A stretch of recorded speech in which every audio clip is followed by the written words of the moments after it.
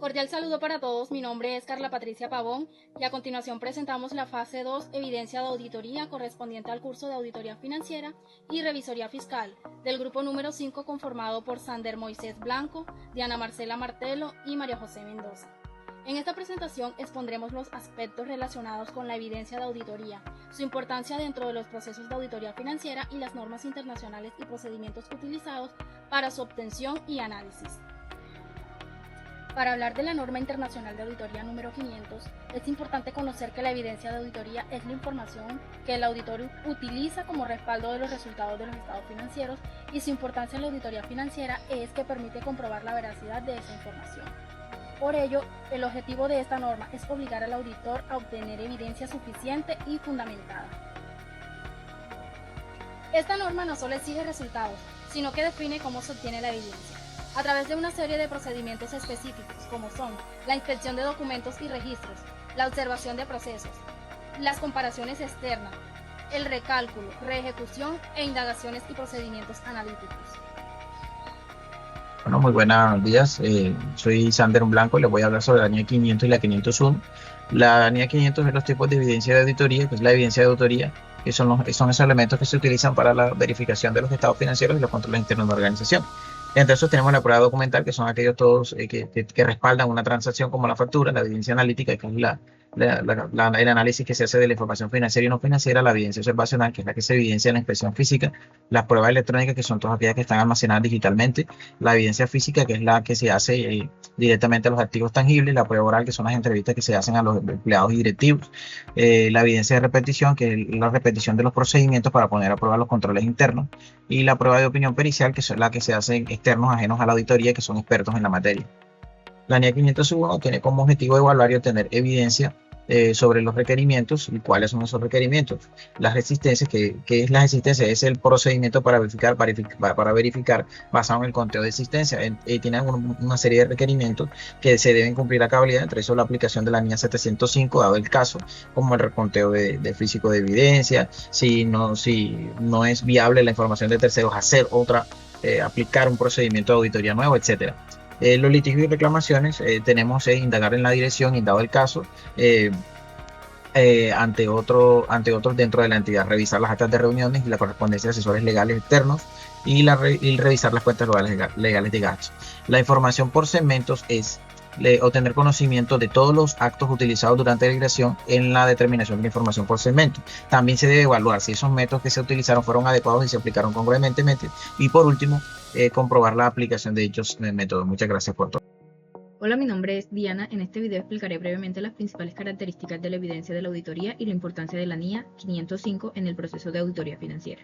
La evidencia de la auditoría es toda la información que obtiene el auditor para sustentar su opinión sobre los estados financieros de una empresa. Esta evidencia es fundamental porque permite verificar que la información contable presentada por la organización sea razonable, confiable y esté libre de errores significativos.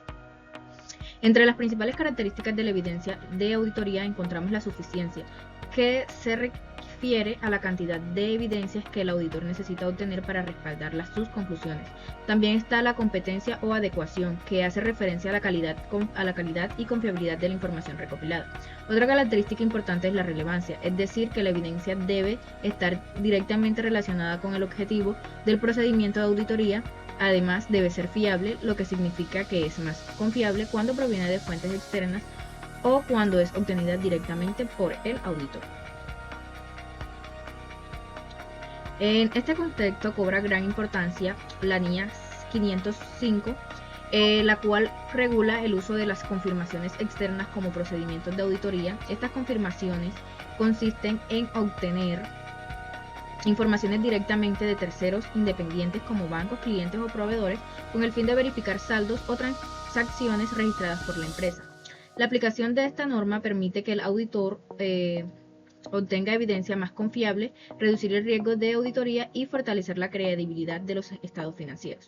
En conclusión, la evidencia de auditoría es la base de trabajo del auditor y normas como la NIA 505 que contribuye al garantizar que la información financiera sea evaluada con objetividad, transparencia y confiabilidad.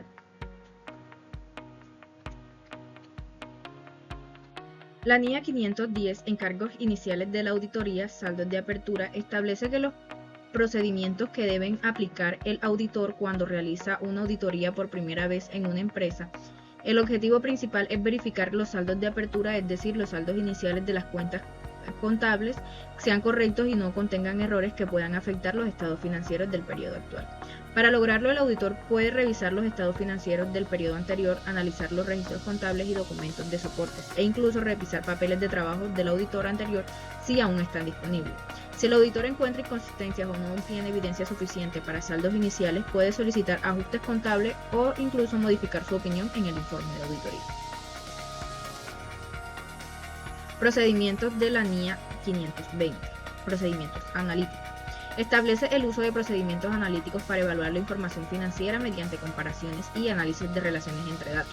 Estos procesos pueden incluir comparación entre diferentes periodos contables, análisis frente a presupuestos o proyecciones y evaluaciones de las relaciones entre cuentas contables o información del sector económico. Los procedimientos analíticos aplican en tres momentos principales de la auditoría: durante la planificación para identificar riesgos, durante el desarrollo de la auditoría para obtener evidencia y en la etapa final para verificar los estados financieros que sean coherentes y razonables.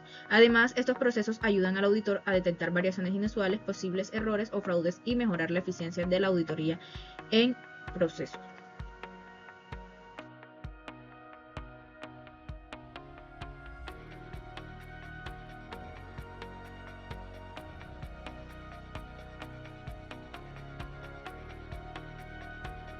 Mi nombre es María José y voy a explicar brevemente las normas NIA 530 y la NIA 540. La NIA 530, que trata sobre el muestreo de auditoría. Esta norma establece cómo debe utilizar el auditor el muestreo cuando no es necesario revisar todas las operaciones de una empresa. El muestreo de auditoría consiste en seleccionar solo una parte representativa de una población para aplicar los procedimientos de auditoría, y a partir de esos resultados poder sacar conclusiones sobre el total de la información financiera. Para aplicar correctamente el muestreo, el auditor debe definir el tamaño de la muestra, seleccionar los elementos que se van a realizar y posteriormente evaluar los resultados obtenidos. De esta forma, esta norma es importante porque permite realizar auditorías de manera más eficiente, obteniendo evidencia suficiente y adecuada sin necesidad de revisar el 100% de las operaciones. La NIA 540 se enfoca en la auditoría de estimaciones contables. Las estimaciones contables son valores aproximados que realiza la administración cuando no es posible determinar un valor exacto. Algunos ejemplos pueden ser las provisiones, la depreciación de activos o el deterioro de cartera. En este caso, el auditor tiene la responsabilidad de evaluar si las estimaciones realizadas por la empresa son razonables. Para ello, debe analizar los métodos utilizados, los datos empleados y los supuestos que se tuvieron en cuenta al momento de realizar la estimación. El objetivo es identificar posibles errores que puedan afectar la confiabilidad de los estados financieros.